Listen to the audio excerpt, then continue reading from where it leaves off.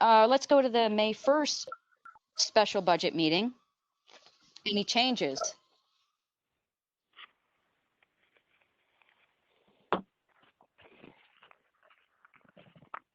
Okay, no changes. Let's just see who says yes. Phil, keep it as is? Yes. Okay, Dan? Yes. Mario? Yes. Stephen? Yes. Jerry Lee? Yes. Yes. She said yes. Quiet, but she said yes. Okay, how come we can't? I can't That's hear weird. I don't hear either. All right. Okay, are there any presentation? I'm sorry, Andrea, the time is 7:53. Are there any presentations by residents? Jerry Lee, we're on the action item of adoption of your ordinance for pesticides. It's roughly 7:56 for the agenda item here. Do you want to make any remarks before it's put to vote? No, unless nope, just checking to see if any council members have any questions about the ordinance. We covered it pretty well in the last 2 meetings.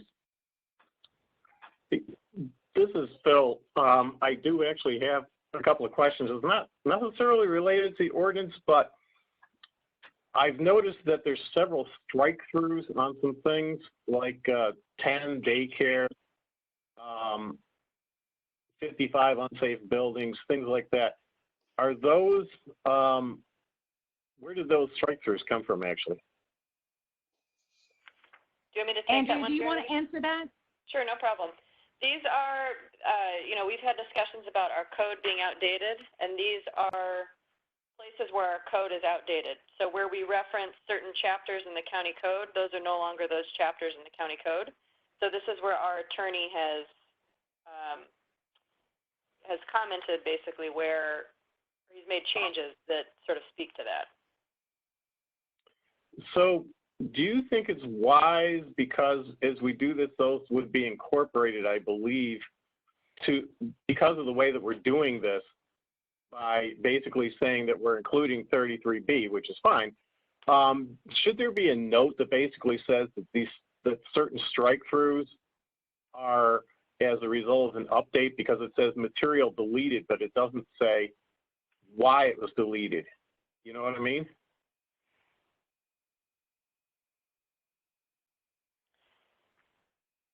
Yeah, I'm thinking. I mean, I could attach, I could put that in the minutes of this and put put a memo or attach the minutes to this where we file our ordinances so that that context lives with the ordinance. I'm just thinking, because theoretically, when we get done with this ordinance, any of those things that are strike-throughs should actually would be removed from our section 109, correct? Yeah, some of them I think are incorporated in other chapters. And this is something that we need to address soon, this upcoming fiscal year, in terms of updating our code. Sure, and I agree. I don't want to belabor the point, but what I'm thinking is maybe we should make a note in this to say that the strike-throughs are because the code was outdated, or something to that effect, as a way of noting that, because as soon as we enact this thing, basically what I would assume would happen is those things should be removed from our code. That's right. Because Phil and Andrea, this is Jerry Lee. That note is already at the very bottom of the ordinance. Brent, So it does that specifically affect your calls that issue? out. it's Scroll to the bottom. No, I know. I saw it for sure, guys. I saw it. But it doesn't say why it was deleted. And what I'm saying is maybe what needs to be added to that is just something that says, because no longer in county code, or something to that effect. Yeah, so why don't we just add that at the end after deleted? That's fine with me. I just wanted to make a note in it, because once we enact this, basically we can go through and actually remove these things from our code of ordinances also. If we're going to do that, I might suggest that right before those three, the underline, the strike through, and the 3 stars, right above that, maybe inserting a line that says, due to changes in the county code. Sure. And then colon, and then that covers all 3. Works for me. Okay. That's fine with me. Thank you. Yep.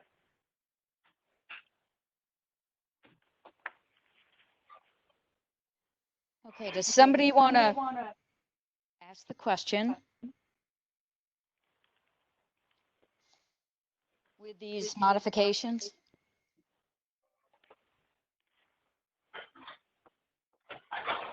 Okay, well, you want me to say that I move to adopt ordinance number 2020-3, use of certain pesticides?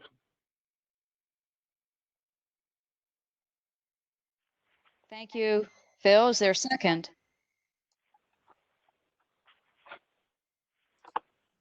I'll second that. This is Dan. Okay, Dan, thank you. All in favor? I'm going to go through it. Phil, yes. Dan, yes. Yeah. Mario? Yes. Stephen? Yes. And Jerry Lee, of course, yes? Yes, thank you. Okay, that is unanimous, and we now have a new law. Okay, now we have adoption of the ordinance for the fiscal year 2021 budget. Andrea, do you have any remarks to make before we take a motion? Give me just a minute.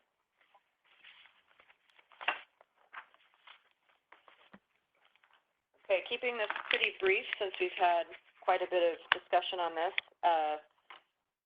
Just to review the big picture for the property tax rate, the personal property tax rate, and the municipal refuse fee, these will remain unchanged. I do want to make a note that we're going to need to get a current contract with our waste provider at some point over the next year, but that will come later. But I just want to mention that in this context. For revenues, for our FY21 budget, what we've proposed is 26% below the FY20 adopted budget. For operations, what we've proposed is a 1.4% reduction compared to the FY20 adopted budget.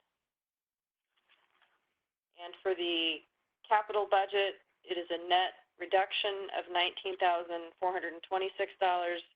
which is taken from the contingency, so there's no transfer from operations in this recommended budget. And Mayor Tacky, if there's anything that you would like to add, but that's it from me. Otherwise, I'd then go to questions. No, I'm fine with this. Thank you, Andrea. Would somebody like to ask the question? I'd move to adopt the ordinance number 2020-4, the fiscal year 2021 capital and operating budgets. Okay. Is there a second? This is Mario. I'll second. I'll second it. Sorry, Marie. Okay, Mauro, you're second. Okay. So let's go all in favor. Phil, yes or no, or abstain? Yes. Yes, Is that- in favor. Okay. Dan and Mauro, you both say yes. So Stephen? Yes. Okay. And Jerry Lee, it sounds like you were going to be a yes? Yes. Okay. So that is a unanimous vote. And we now have an adopted budget. Thank you very much, council members. Thank you very much, Town Manager Fox, for doing a great job. Okay, now it's 8:04. And we're into new business. So Andrea, you're up for the summary of local election 2020 process and results. If you'd like to give us a little brief summary of that. Sure. So this election, as we all know, was entirely vote by mail. This is the first time that we've done this. We hired an election service provider to help us do this vote by mail election. The ballots were due or had to be postmarked by May 4th. The vote count took place on May 12th. The vote count was done with the election judges who were the sole adjudicators of the ballots. Town Assistant Elizabeth Henley and I were also in the room, and then we were on a video conference with the election service provider. There were 871 ballots that were mailed and 385 ballots that were received when you count the adjudicated ballots and the provisional ballots, which is a 44% voter turnout rate. As far as the results, you all know what happened there. So Mayor Kaki was reelected uncontested, and Councilmembers Bennett and Grande were elected. I would just give a huge thank you to Town Assistant Elizabeth Henley and the election judges, in particular Louise, who is our chief election judge, for their time and flexibility throughout this process, because it was definitely something we hadn't done before, and there was a lot of having to kind of think on our feet as we were working through this. So with that, I would take any questions.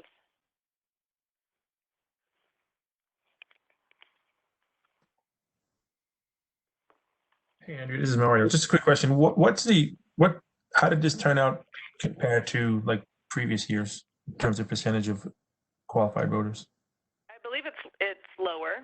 I think it depends on the turnout for elections has depended on years where a mayor is being elected or not, and whether that is a contested election or not, and whether council member elections are contested or not. So there are various kind of factors that come into play, but I think it is lower than previous years. Do you think that this is something we should do in the future? You know, we were talking about that, and I think that we'll have to, see how things kind of play out with coronavirus over the next year, and if it is something that we need to keep doing. I think from the various calls that I sit in on related to that, it sort of seems that this will be an evolving, local governments will need to evolve continually, basically, and have to readjust continually on what our practices are. So it may be something that we need to even consider doing for next year for continued public health and safety reasons. We had some good lessons learned in terms of, like things to put on the return envelope and what people are uncomfortable with, and I understand that. It is a huge lift of time compared to an in-person election because of our P.O. boxes. So the list that we get from the county is not perfect, and it requires a lot of staff time to get those P.O. boxes correct in there so that folks can receive their ballots. So it's also a consideration. So would you recommend, for instance, for the next election a year from now, regardless of COVID-19, we'll assume COVID-19 is gone away or whatever, would you consider it for just a regular election? I think it would be different if it was, if in-person voting was still an option and people could request mail-in ballots. I think it would be a very different lift than what we had to do this year, right? Because that would, by nature of having to request a ballot, you would be giving us all the information that we would need, and that's a very different thing to track than what we had to do for this year. So if we were going to recommend it going forward, my recommendation would be that if public health and safety allows for it, to continue to offer in-person voting as well. What would you, not to belabor the point, but what would you think about doing in-person voting, but using the ballot style that we had so it could be automatically counted? Yeah, I think that's another option. There's an expense associated with that, even just to rent those machines. There's an expense, but, with enough advance warning, there may be ways to, work together with some other towns, maybe get some sort of reduction if more than one town wants to do that. So I think there's an option there as well. Okay, thanks. Surely. Okay, thank you. Anybody else have a question? We'll move on. Okay, I don't hear anything. So looks like you're up, Andrea, for the COVID-19 reopening planning. Might be interested about that. So Councilmember Bennett, you asked me to provide a little information on this. just wanted to just sort of briefly talk about how we are really largely following the county's lead and the decisions made by their public health and emergency management experts. I sit on calls twice a week with just the emergency management group on Tuesday and Thursday mornings, so I'll probably know more tomorrow about what's going on there. So I feel like I have a pretty good understanding of their rationale on why the decisions are being made as they are.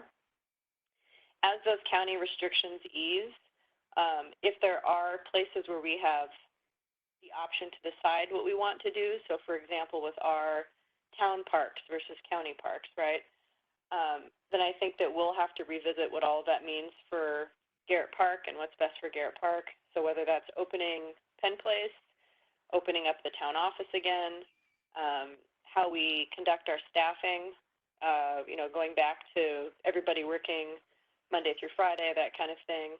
I know that, though not a town function, the pool is also intently watching what the county decides and kind of taking their cues there as well. So just wanted to kind of make that statement or comment that, we really are following the county's lead and sort of seeing what's going on there before making any decisions about what needs to happen here. And even then, some decisions may be, different for us. For example, we may, start once we're able to, we could be working maybe opposite days, but a few days a week, right? Maybe less remote, or maybe we open up the office for office hours kind of by request with residents or as needed. So we'll have to kind of watch the situation and evolve as it evolves. But that's it from me. I don't know if there's any questions from council members. I'll make a quick comment. This is Phil. So the pool obviously is not going to open on the 23rd. It might have been heard somewhere, but they're definitely waiting for the government, be it the state and or the county, to say when it's okay to open. Sorry to interrupt you. Someone is sharing their screen. Charlie, you're sharing your screen. You may not want to be doing that. I'm trying to figure out how to not do that, but sorry to interrupt. Go ahead. Okay, no, I was just saying. So basically, the pool is not going to open until it's given permission from the county and or state, and we'll be following all county and state guidelines, recommendations, and so forth. So right now, it's the pool opening is TBD.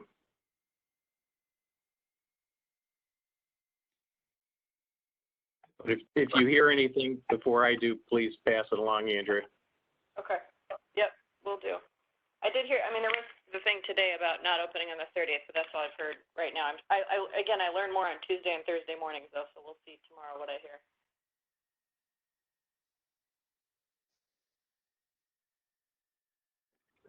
Okay, thank you, Andrea. This is Jerry Lee.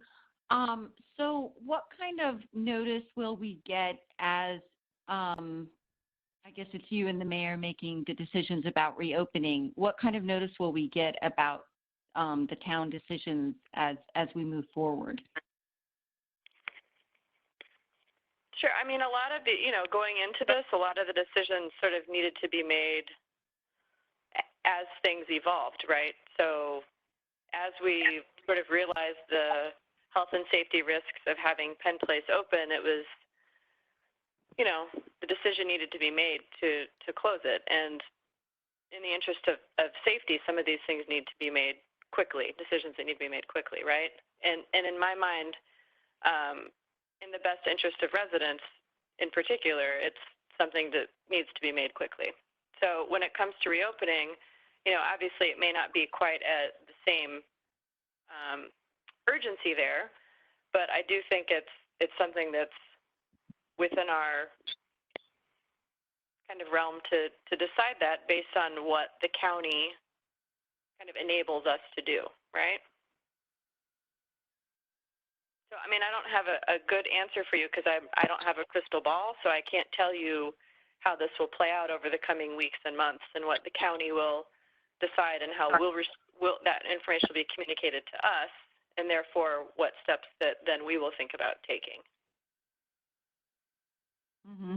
Well, this is Sarah Lee again. I think it's a good idea generally to follow the county guidelines. They have a lot of resources and, professional expertise to review the health and safety issues. So I think that's, a very good principle to follow.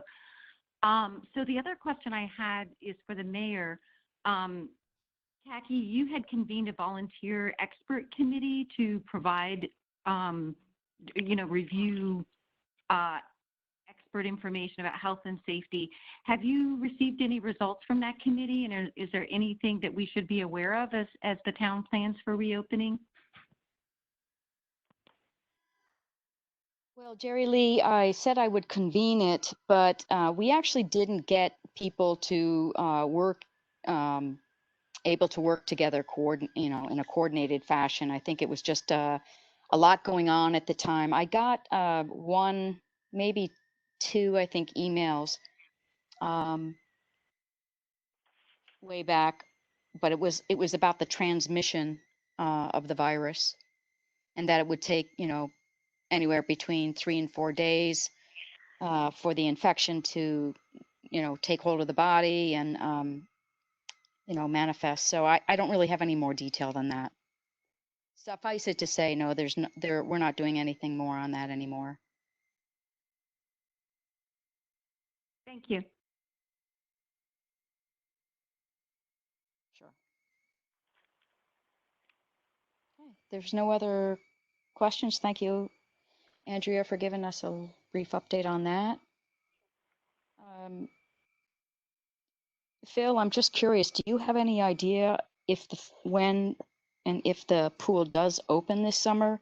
How do you let residents know? Are you just going to do it by email, basically?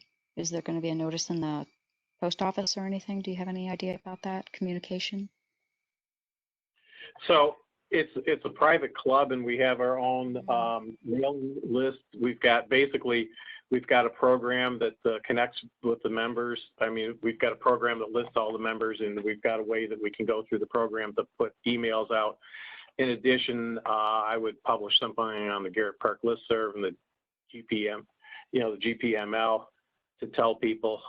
We would also have signs, like we're going to have signs right now that will say actually physically at the pool, let's say we're awaiting governmental, authority to open and governmental regulations. But yeah, it'll all be announced through basically email. I'll be happy to put something out on the town website once we finally get permission and understand what we need to do. Okay, great. Thank you.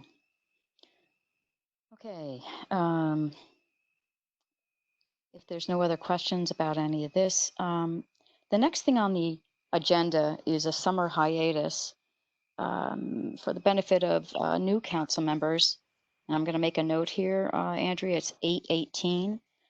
For the benefit of the new members, it's been a tradition really to have some kind of a break in the summer. And the reason it comes up now is because we have to have, I think, more than a 30-day advance. Is it a 30-day advance notice? Maybe it's 2 council meetings. I can't remember actually. No, that wouldn't make sense. I think it's at least 30 days in advance.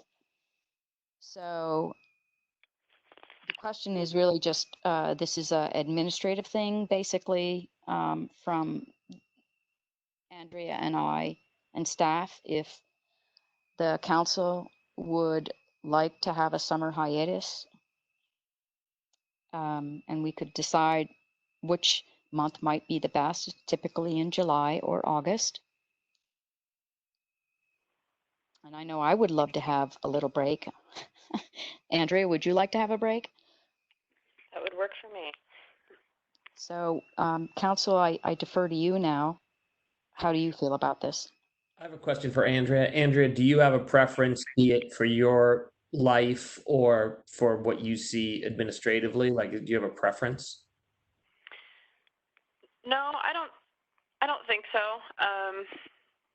July may be easier than August, but in terms of a hiatus month, but I think I could work with either one. Still tee up whatever needs to be teed up for September. it may be that council is just receiving some materials, you know, further in advance maybe than usual if it was August, but. Yeah. This Okay. is Jerry Lee. So one question I have for other council members is, would we not be concerned that by scheduling a month off that we might leave ourselves open to not being able to act relatively quickly on any emergency situations related to the pandemic? You know, my take on that is, first of all, we could always convene an emergency meeting, but I don't actually see much at the town level that is. I think we've got a governor, we've got a county executive, and the vast majority of the decisions just sort of roll down from there. Like, I'm not seeing anything unique about Garrett Park that I think is, making us that we would need to do that. But I hear you, Jerry Lee. It's a super important topic, so I would think that we could plan a hiatus, and then if we need to call an emergency, we could do so. Yeah, that's fair. I mean, I was just thinking, like, if, at the beginning of this, we got a lot of emails on the listserv and questions flying around from residents, and you just never know if some new change in the situation might cause that to happen again. But I think you're right. We can always call a meeting with relatively short notice. I would just say that for myself, I prefer, if we're going to do it, that we do it in August. And this is Phil, I agree. And also I will say traditionally it's been done in August. One thing to keep in mind is we can only have one scheduled month where we don't have a meeting.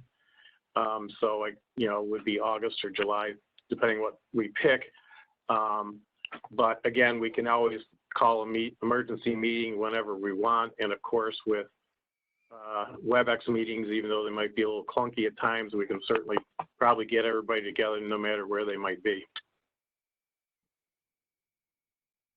Sounds like a plan. I would also, this is Kaki, prefer August. Sorry, Andrea, if it conflicts with your time schedule, but because I think we're still going to be well into SRTS in the month of July. I'm not sure if we'll be winding down in August or not. God, I wish. But anyway, I think, certainly I know. Sounds like August. Sounds like August has. Okay. Yeah, this is Mario. So I'm exhausted. I've been at this for about 55 minutes now. So, in this job, so I can use a break. No, I'm just kidding. It makes no difference to me. So whatever works for you guys is fine with me. It usually coincides a lot with, like, family vacations, if we're even able to take vacations. So, a lot of people are looking ahead like that. But thank you, Mario. And Stephen, did you have a preference? I'm fine with the consensus that's been discussed. Okay, so Andrea, it looks like the break is going to be August. Okay, that works. Okay.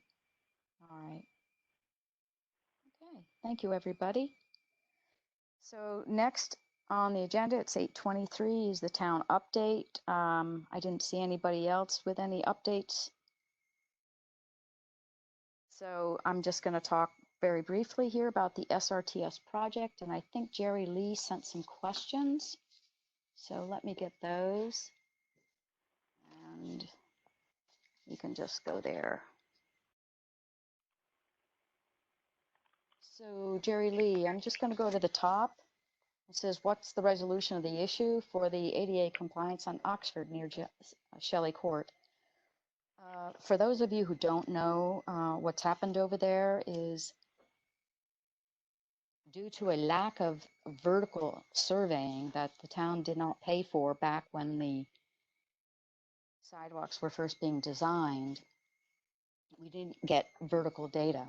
So as the ramp for the sidewalk, which starts on the east, well, actually it's the west corner of Shelley, but on Oxford, and it's going up the hill towards Claremont from Shelley.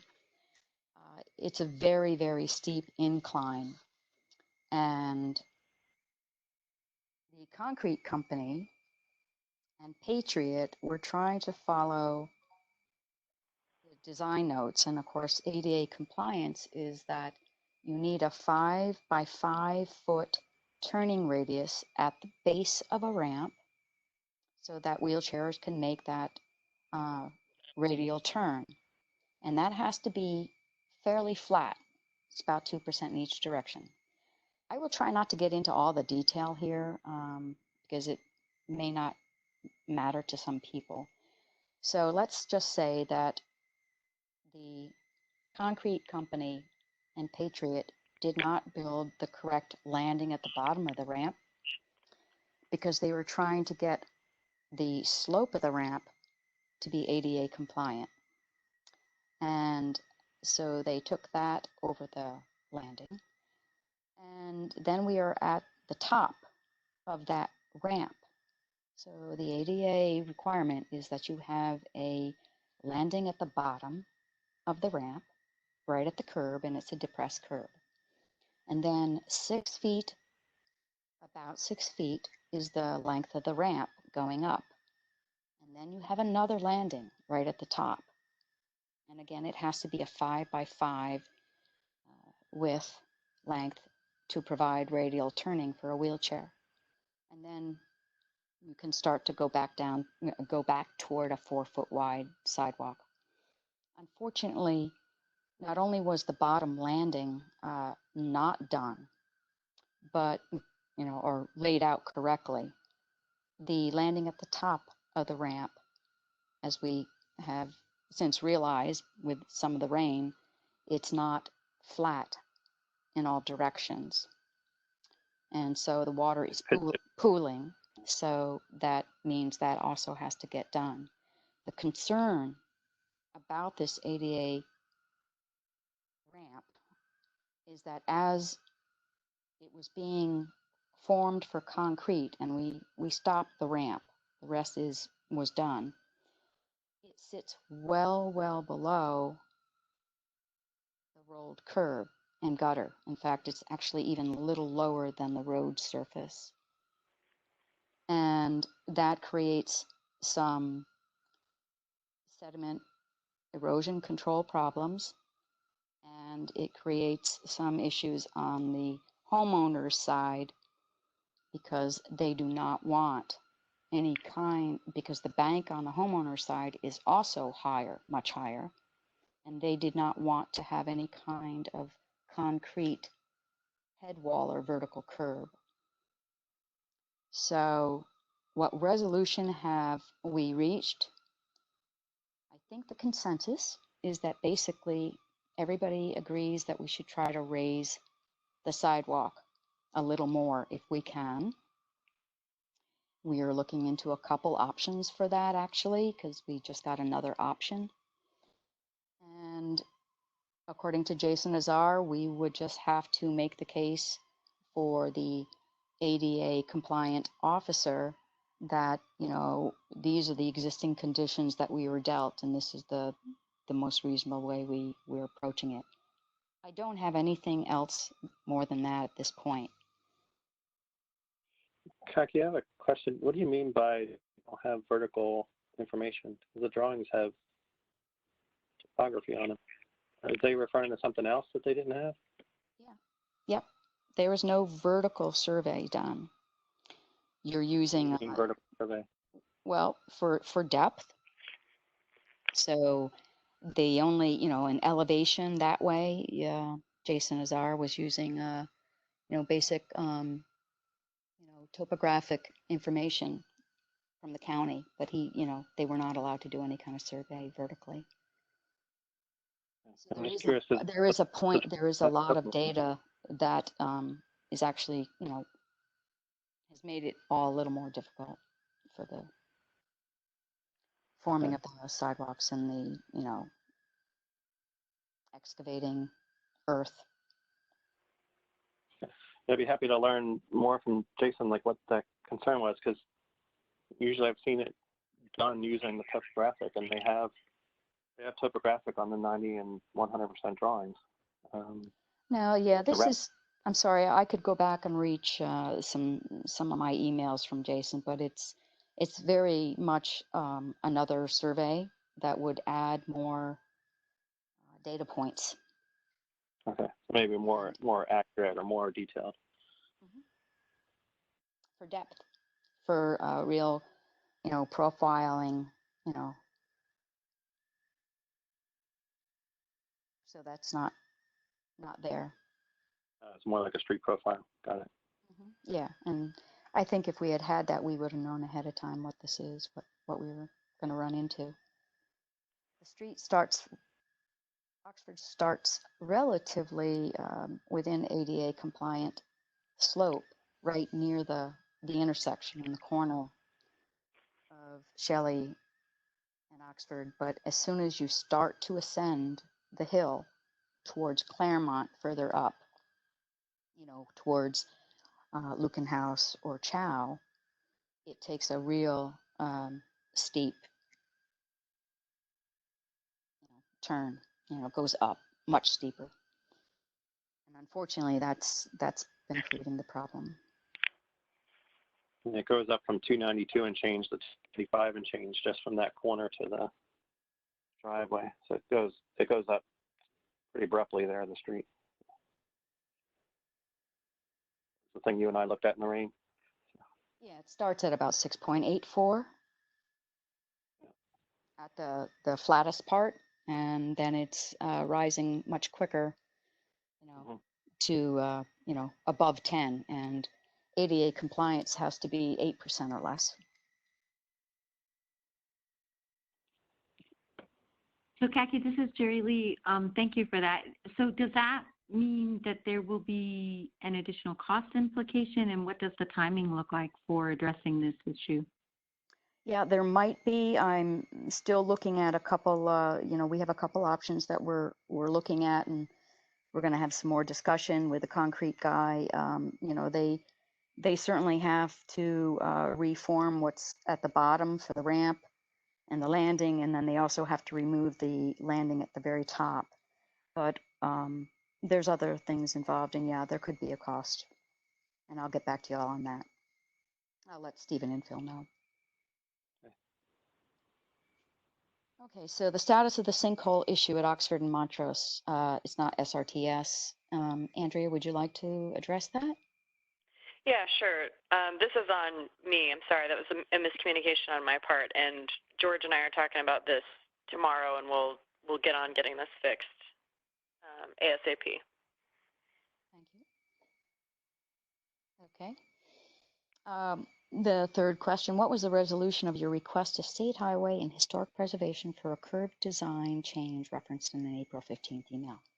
And will there be curb design changes anywhere else on Claremont, Montrose, or Kenilworth? So, I've sent out emails to everybody about this, I think a few different times, and definitely to Stephen and Phil, and I think to council as well. So, you all can look back at those emails, but no, if we were to try to do vertical curbing, on the north side of town, on the north side of Strathmore, for all the SRTS work, it would reopen a Section 106 review. And SHA was, in talking with me in confidence, said you probably don't want to do that. And I said, I do not want to do that because we know it will be delayed, and it just didn't want to go there. They were SHA administration as well as the SHA historical, archaeological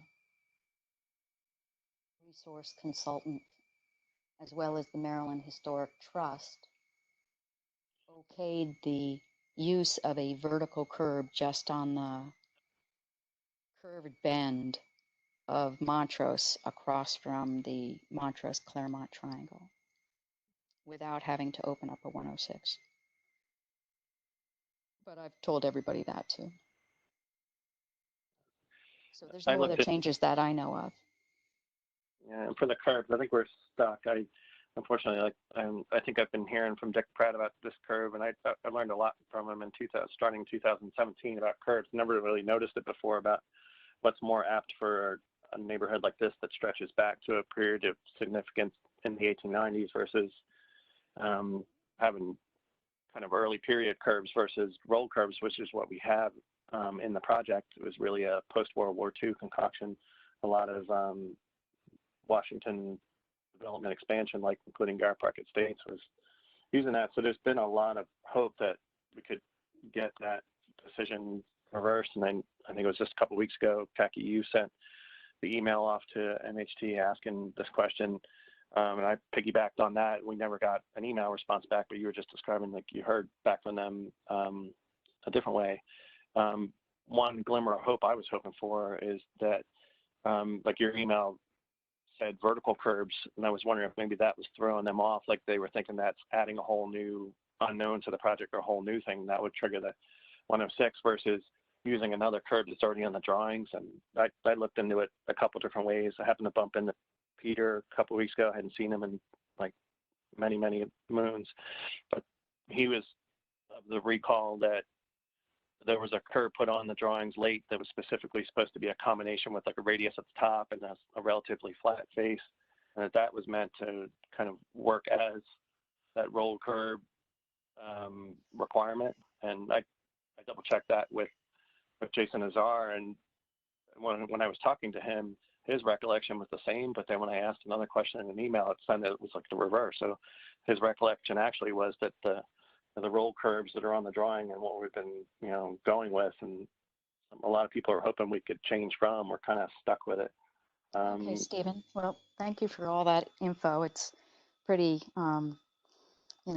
enlightening, but I can't offer anything other than to say that when I talked with Jason about the two options of the curbs, and they're both combination vertical. I mean, they're both combination curb and gutter, which is a pretty standard phrase in road work.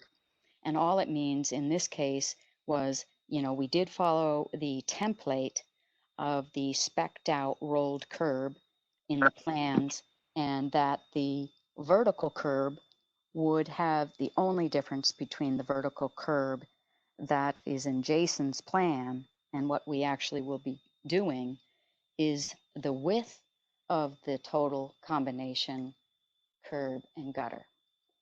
The county standard is a 24-inch combination curb and gutter. The width of the vertical curb is still the same as what Jason had planned and shows in his drawings. Well and good, but that's not really relevant to what the difference was. The difference was it's relevant because we were going with the specs that Jason had put in the plans, and whatever the history on conversations were before then, it's sort of the water under the bridge. And secondly, there was any way that the concrete subcontractor was going to go out and make new templates, because I asked about that. And he already had gone and did the bidding and spec'd out for the rolled curb, which is what the whole design called for. But he had in his inventory the standard county template. So that's how we presented that. Yeah, I think it's you're veering to the state highway and to the Maryland Historic Trust. Confusing the issue. Basically, what the crux was, what a lot of people had the hope was, is that the curbs could be changed on the north side of the project to be more like what the northern blocks of Kenilworth are, kind of going up to the Waverly Triangle, where it's more vertical, even if it's not exactly like that. Is what's in front of Town Hall, which is the 1950s, 60s roll curb. The width of the gutter is really not. It is customized in all those details, but it's not really a sticking point. Jason does have two different curves, so the hope was that the one he had labeled number 8 could be used for the north side, not necessarily the vertical curb of Kenilworth, if that makes sense. Yeah, the vertical curb number 8 is a 20-inch combination vertical gutter width of 20 inches, but the concrete guy did not have that template. So anyway, I'm just going through these questions. So, thank you for the feedback, but we've already gotten approval by Maryland Historic Trust to put in some vertical curb uh, around that bend.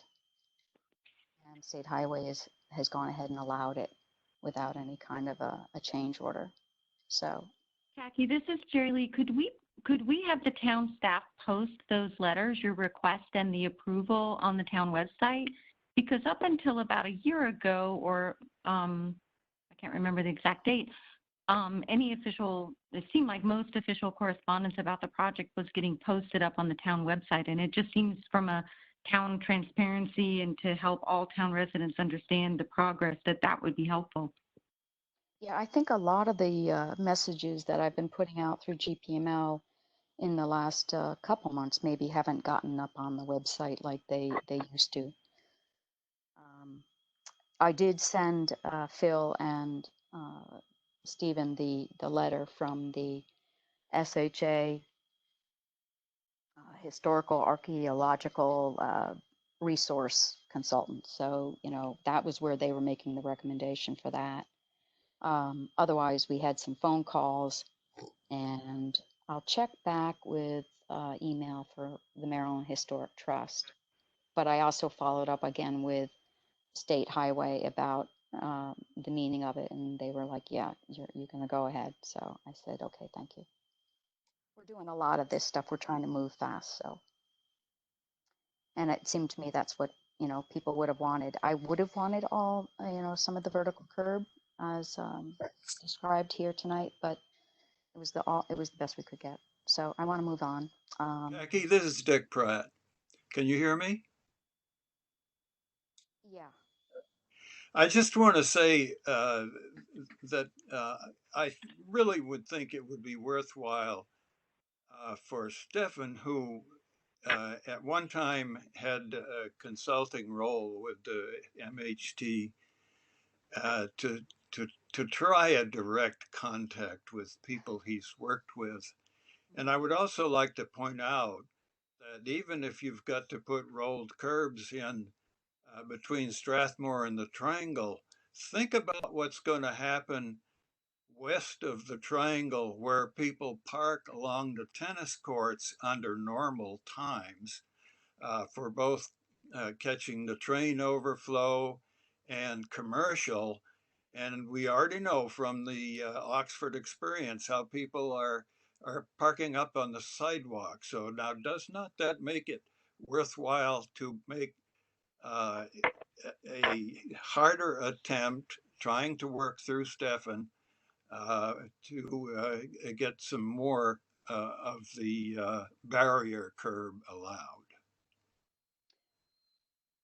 Well, Dick, this has come up before with Stephen and I in conversation. And I've made attempts to also talk with SHA very specifically about it. And other than having to go through a 106 review, there's no choice. But you're talking about two sides of a triangle. You've talked to Stephen, you've talked to MHT. I'm talking about Stefan talking directly Stefan, to MHT and using the relationships that he has from the past. No, I'm sorry, but listen, I'm not going to go back and repeat things in the past, but what I can tell you is that any of this kind of change was going to introduce a major 106 section review by Federal Highway, State Highway, the Historic Preservation Advisory Council, and everybody said, you don't want to go there. So I don't want to go there, and we are moving forward with this. I'm sorry, Dick. I agree, I would have liked to have the option, but when it came back and said, you guys are going to end up having to do this, and I was talking with State Highway all along, they said, no, you don't want to do this. So Yeah. I think that's the end of the story. I'd like to Yeah. move on. Okay, so I don't want to make this meeting all about the SRTS project. So let's move on to what was the approval process for the town tree removed at 10934 Claremont. For people who don't know where 10934 Claremont is, that is the Grufsheims. and there was a maple tree that was removed. And Jerry Lee, I believe you were on the Arboretum Committee meeting when that was discussed. Is that correct? No, I don't believe it was on the agenda for the Arboretum Committee meeting. Well, the Arboretum Committee met and discussed it. You weren't there then, I guess. Anyway, that was discussed. It was brought up at the Arboretum Committee meeting. And Do you know which month, Khaki? I thought it was just this month, April. It was Okay. after it was in April. I thought it was even before the April 20th meeting because the tree was taken down on April 27th. And we had a But the council Arboretum meeting on the Committee, 20th. as I understand it, the Arboretum Committee, even if they did discuss it, they don't have the ability to approve tree removals. The council has to approve tree removals. So did it go before the council? Is that what we're doing, Andrea? Because That's what the ordinance says. well, the process that's been worked out, and Andrea, maybe you can elucidate for everybody, but you know, if Phil, well, let's back up. Jerry Lee, you may or may not know that this tree was supposed to be removed about 20 years ago, and that what happened was that the oak tree right near it was taken down by mistake. Anyway, so when this was brought up by the resident, Phil Normandy weighed in with the Arboretum Committee, and you know, he recommended, yeah, we may as well take this down now. So I thought you were in that meeting, and that happened in April. So that's what happened. Because there's some process But I already. think it is important to clarify that the procedure for tree removal is not to have the Arboretum Committee review it. The ordinance clearly says that the planting, maintenance, and removal of trees in the unpaved street areas dedicated to public use shall be the responsibility of the council, and trees may be planted in or removed from such an area only with the explicit consent of the council. I can jump in on that. This is Andrea. I'm very aware of it. Go ahead, Andrea. Sure. We probably remove, I mean, I could go back and look at the report to give exact numbers, but 10, 15, maybe 20, I don't even know, trees a year. And it is not something that council has wanted to be involved with. And when I first started and read that language in the code and asked, at that time, the liaison to the Arboretum Committee, I think the Arboretum Committee chair and maybe one or two members, and there was some discussion that basically it would be impossible to. It's not a good idea to have that as a practice, but I hear you that it's part of the code, but in practice, it's not how it has been done. And if I can add for everybody's enlightenment, I mean, the Arboretum Committee, worked out a process between the town manager and the arborist representing the town, Phil Normandy, on how to proceed with the trees that need to come down. So that's how that's been operating for years, not just with Andrea, but Andrea actually got it at least in writing so that there's I guess the process is more clear. But this is how it's been going for years, Jerry Lee, for history's sake. Okay, well, I can assure you that this was not on the agenda for the April meeting. It was not discussed at the April meeting, and I'm not the only Arboretum Committee member who wondered how that tree was approved to be removed. So definitely we need to review the process. So Andrea, if you could send me a copy of the written procedure that Kathy just referenced, I'll make sure that this is on the agenda. I already asked for it to be on the agenda for the Wednesday Arboretum Committee meeting, and we'll review it and then get back to you about any questions we have. I thought there was an email from Phil or someone. I think it was from Phil, wasn't it, Andrea? It's entirely possible that Phil Normandy reviewed it, but Wait, it was wait, not on wait, the agenda for the committee. Jerry Lee, I'm sorry, I was asking Andrea. Andrea, wasn't there an email from Phil that said? Yeah, there was. I'd have to go back and look. Yeah. Okay. I'd have to go back and look. Yeah, he said they met. He met with. I just thought it was thought it was the Arboretum Committee meeting that he referenced. This is Chris Keller. May I just make one observation? The distinction here is not that it was a routine tree removal for which there is a standing procedure that does not require individual town council approval for every removal. The distinction is this is a tree that was requested to be removed by the homeowner, the adjacent homeowner, and for that, there are provisions in the town ordinances that are quite specific. Right, and of course, Chris, you're probably well aware of the history, maybe even better than any of us, is that that tree was meant to be taken down some 20 years ago, but another tree was taken down by mistake. And so whatever got involved, I stayed out of it. I said it's between the homeowner and Phil and the Arboretum Committee. And, well, the town didn't pay for it, and the resident paid for the removal. So I'm not talking about that. And I was actually the council liaison 20 years ago, and I have no recollection that was the case. Indeed. Well, that's what I was told. There's no place there that a removed oak was taken, and I'm not sure that a determination made 20 years ago should govern. Okay? Yeah. The salient point is that the resident asked for this. It was not a routine town-generated tree removal. Okay, fine. There are several resident-requested tree prunings or tree removals that end up getting removed or pruned. Because they're the ones they see the tree in their yard, for example, if something is diseased or anything else. So I don't think that is necessarily the deciding factor on what makes something routine or not. I get people tell me information about trees from all kinds of sources, right? The guys notice it when they're working. People notice it when they're on walks. People notice it in their own front yard. They notice it in their neighbor's front yard. So there's all kinds of information sources in terms of how we hear about various tree issues. And typically the resident does not pay for it. In this case, the resident asked for and offered to pay for the removal. That's what distinguishes this.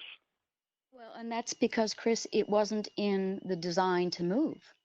And because the homeowner had been told that the sidewalk would not go into her garden, when in fact it was going into her garden by 2 feet, she didn't want that to happen. She had been promised it wouldn't, and that's where it is. I don't want to get off track on this whole, question for updates on SRTS. If you'd like to have another another agenda item next time, Julie, to talk about the tree process and so forth. I'm just telling you what I know. So thank you very much, everybody. Let's move on to the next question because I don't want to stay here all night and it's already almost 5 of 9. Let's see. What measures are being taken? Let's see, wait a minute. Please provide a summary listing of the design changes on Claremont Avenue to Waverly compared to the 100% design. So I already alluded to the one for Gresheim's. There was a design change way back in November for the Cherkeys, who also had been asking for a slight change around their maple tree. And that was well before my time, and it wasn't included. So, the request came up again, and we made that change, and that was back in November and approved. There was a recent request by the Pat Ofterheide and Steve Schwartzman, and also by Hans, and I walked the route with with Dick Pratt, who also was giving input from Chris's, guidance or, request of guidance to try to keep or enlarge the tree planting strip as much as possible. So those were all done back in April, but I believe you all have that email with all those dates. there was a change on the at 10933 Montrose. That would be the AJ Bott property. That had been a fairly debated, I guess, request that just never really solved the solution, but we did get the arborist from Save a Tree and from District 3 to also opine on what's the best solutions, and everybody agreed it did not make sense to put the sidewalk either on the home side of the tree at the top of the hill because of the mass of surface roots, and you'd end up building a sidewalk on grade, which would be close to about 10 to 11 inches higher, and that was going to create a whole other set of problems. And then also, it didn't make sense to go and compromise 2 trees by putting the sidewalk, rounding it down the hill in between the 2 trees with also very exposed roots. So the best option was to come towards the street in front of the tree at the top of the hill and then invert it slightly so that there's a nice little bit of curve and green space before it comes down and wraps in front of the tree across from the triangle. That's where we are with that one. And everybody agreed that was the most sensible plan. That's all I have. What measures are being taken to avoid the type of town tree root damage that occurred near 10912 Claremont this week? We've changed out the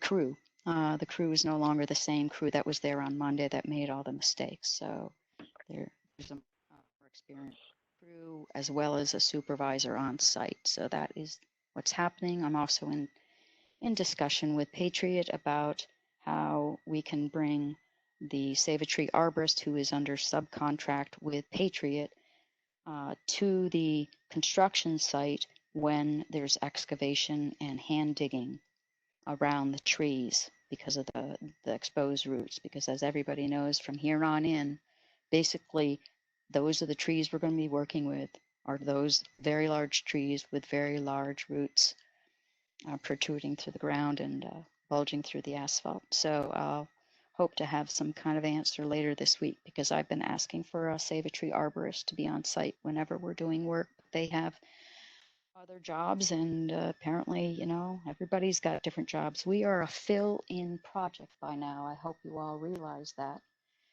At one point, we were promised that this would be a project that would just go from, A to B to C right away. All subcontractors would be committed, but because of all the delays and even all the paperwork that had to go on since last April to get the concurrence and award, all of that, everything shifted, and we're,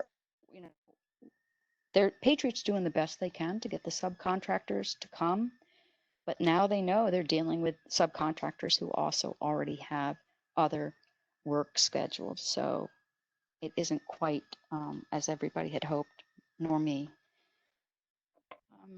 Jackie, design changes thank have you been for that. requested. Jackie, I just wanted to ask a question about that. I think that's great. I'm really glad to hear that you're able to get the crew changed out, and I hope you're successful with the Save a Tree change. If it doesn't work out with Save a Tree, would it be possible perhaps to have George Miller scheduled to be there during those hand digging periods from the town staff? Right. Andrea is managing and supervising George, and George is there every morning on the site, and he's there usually near the end of the work crew's schedule because he's out there helping to quantify materials. I don't know, certainly you must all be aware of the limited manpower we now have at the town, for the town and the maintenance crew. But I would, we have other people who are keeping an eye on, the hand digging and so forth. So I don't know that George will be able to, because we have a field inspector as well, who's supposed to represent the interests of the town. So everybody knows it just seemed like it was a real screw up on Monday. Go ahead, Andrea. I was just going to say, just chiming into that, you know, especially the last couple pay periods, George has been working overtime already. Been working more than 40 hours a week. Right now it's comp time, but so it's, you know, something to be aware of as well. I mean, for burnout, for all kinds of purposes, right? So. And when George isn't, if George is, you know, at the construction site, then, you know, the other activities such as cutting grass and laying mulch and all that are also not getting done. So I think we're going to be okay, but I will take that suggestion if I need to go that direction, Jerry Lee. But I do think we're going to be okay. You know, I, you know, was just not expecting that they were going to be excavating on Monday. And we certainly didn't know it was a brand new crew. But everybody knows the activities of the town and the importance of our trees. So I think we're going to be okay, but I will take that under advisement. You asked what the updated timeline project is for the remainder of the of SRTS project, timeline projection. I have no idea. We are at the point where we thought we'd be done by June 5th, and obviously we are not.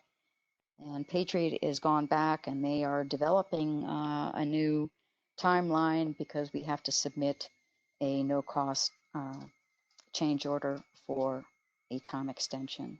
So they're working on that, and I'm sure they're, you know, trying to figure out when all the crews are going to be available. And that's why I alluded to at the sort of beginning of the meeting that, you know, or not beginning, but middle, where, you know, I'm sure they'll be working through July, and I definitely want to have my be here, but vacation later, and so maybe, you know, I would like to be done, you know, by August. So you also asked what design changes have been requested by residents for Kenilworth. Well, there was a mistake in the design plans in front of Eileen Kelly and Sanjay's house, so that had to get changed. Dick Pratt and me and I'm not sure, Stephen, if you were involved at that point, looking, this is back in the fall, looking at the narrowing of the design as proposed for Kenilworth, and Dick had some very reasonable solutions, well, not solutions, but suggestions that are being entertained, although there's still other questions out there now, as Stephen had also mentioned, about whether or not to extend this Kenilworth sidewalk down to the sledding hill and how we can do that. And he had some good ideas. So that's all I have. I don't have anything more on that. Are we considering any other Okay, so that's, I just sort of combined number 7 and 8. I don't have any design changes. And just for the record, I'm not making design changes unless they're mistakes or issues and they're recommended by the District 3 or the arborist or Jason Azar, or they've been mistakes in the plans, or they've been requests by residents who didn't have their voices heard back when the designs were being made, and it was still feasible to do without incurred cost or time, and it was still within the LOD. So no, I don't make any of these decisions by myself. So just correcting wording on that, and I don't foresee any other than what we may have to entertain as a council and a mayor for whether or not we're going to try to get the sidewalk on Kenilworth extended. And then if we do that, how do we do that without having to redo the new sidewalk that's going in? Stephen probably knows more about what, not knows more, but Stephen knows what I'm referring to, and I'm not going to get into the details of that right now. And thank you, I Kathy. think, This is Jerry Lee. Just on that, though, about the changes. So I asked at previous meetings if there were any plan changes for the Claremont stretch or the Kenilworth stretch, and at that time you indicated that the only change upcoming was a discussion of a change because of a tree near the end of Oxford and Montrose.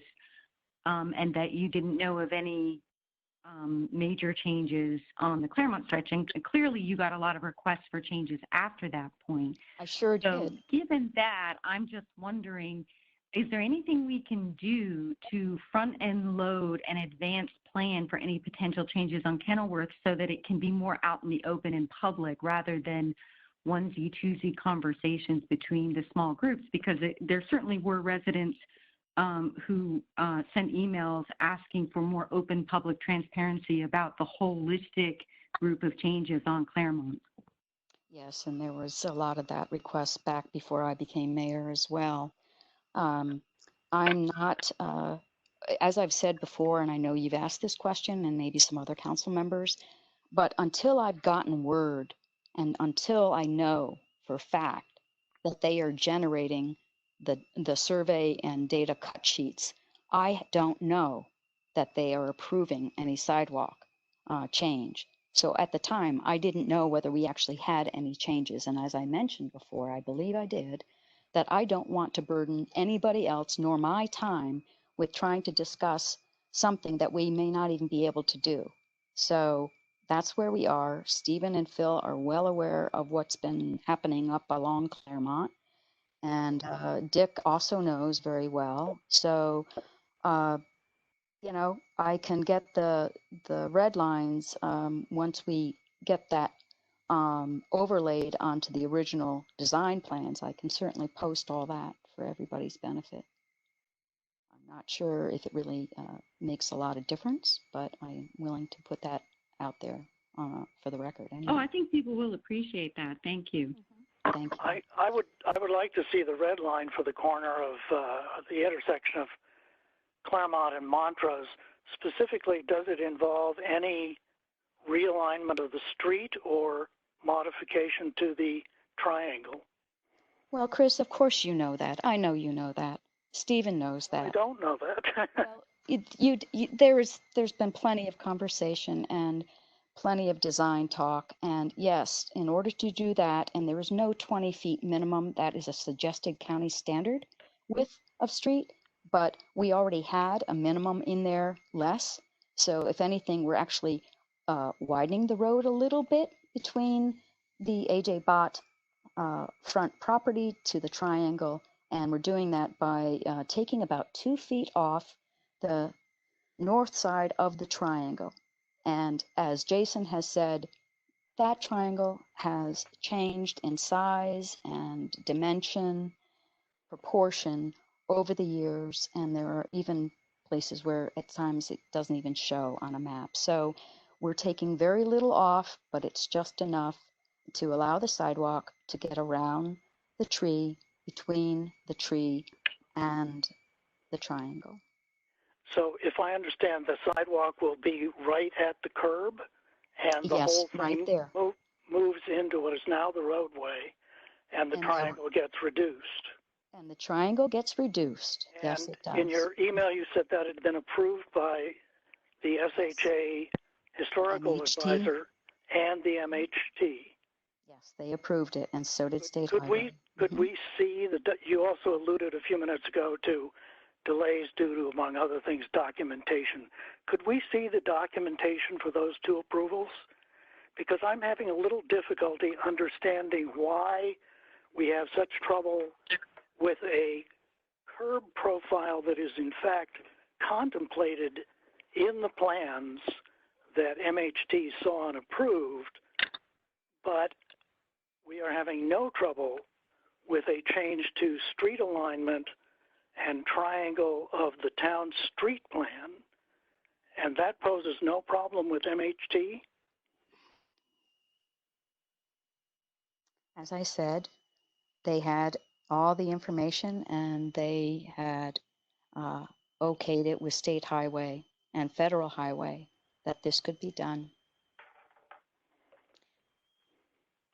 They being MHT? Yes. Mm-hmm. Okay. And I think that's a fairly major change because it was never contemplated in the 100% plans that were the basis for MHT's approval of the project. So I assume that's in writing. All I can tell you is that they approved the design change as it In was writing. submitted. To the best of my knowledge, yes. But as I also said, Chris, I've had conversations with State Highway just to be sure that this was the okay, and they assured me it was. So They issued you how? Orally or in orally. writing? It's a very major change for just an oral understanding. Well, you know what, Chris, I may respectfully disagree because, and I'm not trying to um, take anything away from the Historic Preservation Committee, but I had a Well, conversation. the committee is not Excuse me. involved. I had a conversation with Nancy Schwartz a couple years ago, talking to her about this issue. And she said to me right up front in her house that, that triangle, that bit of wouldn't make a difference. That's what she said to me. So you can opine what you want, but it's your opinion. And there's other people who, have already opined and said this can be done. And we are making this work for the homeowner, and for the trees on the property of the homeowner. And to take 2 feet away from a triangle. No, it's town right of way. Let's be clear on one thing. The Yes, other let's thing be is, clear. you said a curb profile adjustment would trigger 106 review, but now you're saying You missed it, changing Chris. the 19th century street plan Chris, will you not missed trigger it. 106 review. Chris, you missed it. They were okay around the bend because of the sharp inclined curve where pedestrian would be walking. They saw that as a reasonable thing to do for a very short distance. So they did not think that doing the whole north side of town with vertical curbing was the right thing to do because it was going to open a Section 106 review, which we all know how much time that took 2 years ago. So I don't know why we are debating this now. I hear what you're saying. You're very concerned about the dimension and size of the triangle, but understand this. By cutting 2 feet off that side, we are actually making what is a terribly unsafe and very narrow road between the triangle and 10933 property better. We're improving the width. And that's at least something to be thankful for. And something to be thankful for a vertical curb. And that's the end of the story. What is the width going to? Because I wasn't actually sure. I was aware of it. I wasn't actually sure whether the triangle was still involved or not, or if you were going to leave the road as it was and just move the curb out. Stephen, it's still the same line that you saw when they were proposing, Jason was proposing what's called the blue line or whatever it is. That's what MHC, SHA, and the archaeological, local resource person all reviewed. And, I'll post the letter if you all like. Stephen has the letter, Phil has the letter. I don't recall seeing the letter. Kathy, I think it would be great to be able to post both your request to the state and their reply, because then that helps to just show the whole, that you made the request for the additional curbing that you just stated and that they denied it. I think that would help everybody to understand why we're not able to get the additional vertical curbing. Yeah, Jerry Lee, the denial was done in conversation, in discussions, okay, on the phone. And it was recommended to me not to reopen the 106 because SHA already had been coordinating this potential change with the Federal Highway and Maryland Historic Trust. And when they came back to me, State Highway, they said, yes, this is going to trigger a Section 106 review. And they said, I don't think you want to do that. And I said, no, I don't want to do that. I'm not delaying this project any more. And that's how it went. I think That's there's what just I one can by email, but that's the end of the story. So I'm I think moving just on to one number 10. Stephen, is there anything really relevant to say here?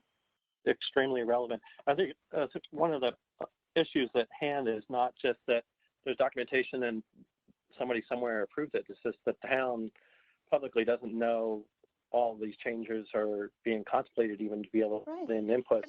Well, Stephen, you know That's what? the thing.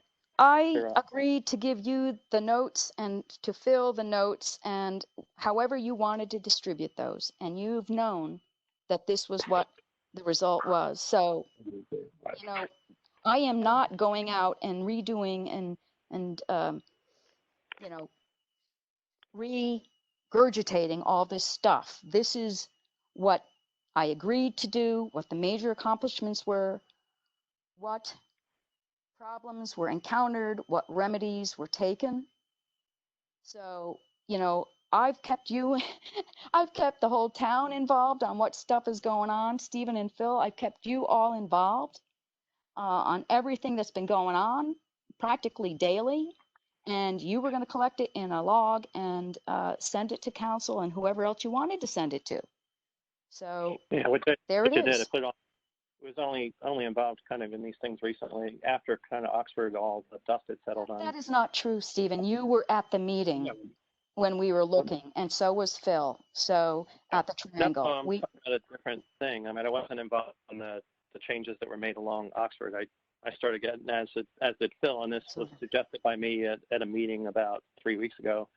One of these meetings that I would put together a log. You kind of start trying to track, because there's just been a lot of churn around different ideas that are bouncing around. You had that one idea about what to do at that corner, and I had a similar idea multiple years ago, and I had another one that I thought was better, which we all discussed, you and Phil and I had it, but I wasn't totally sure on like what the final decision was, and it's just come crystallized now that well, it also sure. would have changed the LOD, which would have ignited a whole other permitting review. And we're not allowed to build out of the LOD. We're not allowed to move outside the LOD. Yeah, I don't mean to go into details off on that, but I don't want to either. And you had all those things in, notes and conversations that I have included you in, and emails. I know you said you've been deluged with all kinds of emails, but I sure hope you're reading mine and my texts. I'm trying to, but I can't keep up with all of them. Right. But Well, that's there's why a lot of people, but mine really matter because that's what's going on. And that's what I've said to you before. I hope you're reading them. This is all part of the discussion that was part of CSK 9 back in April 17th. I mean, I'm looking at the emails here. So, I mean, it's not like we didn't know about it. And they did say that basically, yes, we're MDOT, SHA is, okay for looking at what was done on CSK 9, which is basically the change we're talking about, and especially about vertical curve, and they were fine with that, but they weren't going to review the entire design, and they did mention that, you'd have to coordinate a 106 review. So, I mean, it was definitely in an email that we had. Who else got this besides me, besides Stephen and I think. But we've seen this. This has been an ongoing conversation for like a month, over a month now. We've been talking about Kaki's proposal, I guess, but what I'm getting at is like the whole town doesn't know all that, and we're trying to find a way to get all this out. And I'm wondering, maybe if I'm keeping that log, do we just publish that weekly, where it has kind of anything that's been proposed and has my feedback, has Kaki's inputs, because she's been talking to different agencies, and has yours, Phil, and do we just go ahead and post that to kind of help slow down this churn? It's like, I wonder if maybe that's the way to do it. I think as long as we all agree on the content, I'm not going back and filling in any blanks. And there looks like there's an awful lot of empty fields and blanks and incomplete information and non-specific, information. And my job was not to go back and do all that. That was exactly the point, to try to have Yeah. you, The only blanks are ones like where if something changed and I never had a discussion with you to know why it changed. I don't want to like go and Well, that's all in the emails, even to the town. no, but some of them I don't have any emails on. Well, it's in the emails. It's in the minutes. I've gone over and over what things happened on Oxford and why. So you have all that information. And I did not make any unilateral decisions, even though that's, maybe what you're suggesting. So the Unilateral means purpose. you were the town person that made What? the decision. Well, Unilateral. You know what, Stephen? It begs the question, though. Nobody has that context. Nobody looking at that document would know that I had all these other advisory conversations and guidance from District 3 and other engineer and the arborist and Patriot and, on and on. There's nothing in there that says anything about that. And the townsfolk. I am not, and town, and their requests when they weren't heard and still wanted it.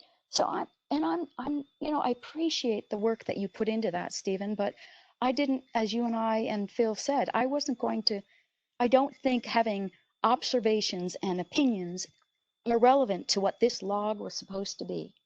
So I'm not going to go in and try to clarify and correct, because what I gave you in text and email and through GPML emails and just conversations, or phone calls, that's where you can just collect it and put it in. I think it serves no purpose to go and put in your suggestions when they're moot or overtaken by events or they're speculative. I'm not going to go and refute any of that. I'm not going to clarify any of that. The whole purpose was for me not to have to do one more extra labor intensive type of work. I'm not going to bother. But I appreciate that you tried to put something together. But I'm not going to go reviewing all that. Yeah, I'm putting together something that's just very normal for a construction administration project process. Well, it's not normal to not have things written down. Oh, okay. I say that, Stephen. There's other ways. There's something called a quad chart that's also used for all kinds of projects. So I don't even, it's your view. And why don't we take for putting it together. We can take it offline. Okay. Yeah. All right. Thank you. Okay. That ends what was supposed to be an update on SRTS. Jackie, I'm sorry. I know you've had Wait. to cover a lot of things, but I did send you question number 10 in advance, and I would appreciate that we discuss number 10. Okay. I have nothing to do. That's not an SRT issue. Would you like to take that question, Andrea? Sure. Yeah. I drove by there today just to check what the signage was, and there's not any signage that would prohibit this. So I think this would actually become a parking committee issue on if this is something that we want to put up signage that prohibits parking on the sidewalk, and then if we did that, then that is something our parking enforcement officer would be able to ticket once they are working. Okay, who is our liaison to the parking committee? Is that Phil? That's Phil. Yeah. Well, it is for now. We may be changing the delegated administrative functions. We haven't gotten to that yet with the new council. So for now, that's where Phil has been leading that. Yeah. Okay. I'm moving on. I appreciate that. Jackie, I have one quick question. Who's speaking, please? This is Dick Pratt, and I have one quick question.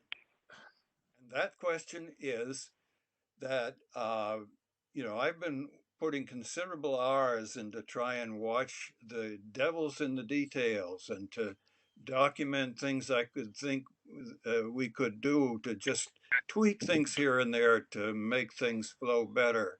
Now, what is the best way that I can ensure that those can be dealt with easily and effectively? And I'm not as concerned about having them rejected as about having them just not done anything about? How would I relate to you or to George Miller Well, or? if George doesn't have a decision-making role in this project, he certainly can relay what you might be concerned about. And as I've mentioned to you, Dick, as well as to everybody in town, if you have questions or concerns, let me know and I'll see if I can, respond. That's all I can say. Well, but we all know that you're busy, and you've said you're busy. So, do you have any problem if I contact George Miller, and if he thinks you need to hear about it, then he can ask you? The way it's been left with both George and Andrea is that if a resident contacts either one of them about a concern with the SRTS, they're to let me know. I might just go back and say, George, go ahead and handle it. Or Andrea, yep, we got that one covered. Don't worry about it. Well, perhaps you could go through the memo I prepared Oh, uh, and tell George which ones are worth worrying about. no, a lot of that's, no, I'm not going to do that. A lot of that has already been discussed. No, What? ma'am. No, ma'am. Yeah, I'll well, talk to you sir. offline about that. Okay, That is sir, I'm not. totally incorrect, as are a number of other things that have been said here. Thank you. Well, thank you. All right. I would say that I've seen stuff on this too. So I mean, you have replied to some stuff, I thought. I've replied to a lot, and I'm not going to be replying as much anymore. Well, I'm not going to be doing as much anymore then either. Thank you, because what I had asked you, Dick, was if you ever see anything that doesn't look right, let me know. That's what I have asked, and I've asked anybody who goes out to the construction site. And I've gotten lots of calls, and I go out and I talk with the residents. So, or I've had to stop some work and get things straightened out. I think the residents are pretty happy with the way things are moving now. The residents living on the street where the sidewalks are going.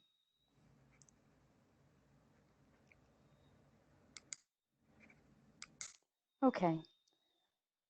That concludes, and now we are 9:27. Town manager's report. Andrea? Sure. Okay, let's see. For my May manager's report, April revenues, operations, and capital budget are at expected levels. Total revenues and expenses are within projections. So on revenues, we have more revenues than we had anticipated for this time of year, and we have spent less than we anticipated for the operations, and there were no capital expenses between the March report and the April financial report. There's 4 new building permits. Those are listed in my manager's report. There's a summary of the town election that I already went through. There's also a little bit of a summary related to COVID-19. And then just the last piece, the town office and maintenance highlights. Just a reminder that, the town office has been largely focused on the town election, preparation of the budget, COVID-19 related tasks, and handling other time-sensitive or urgent tasks.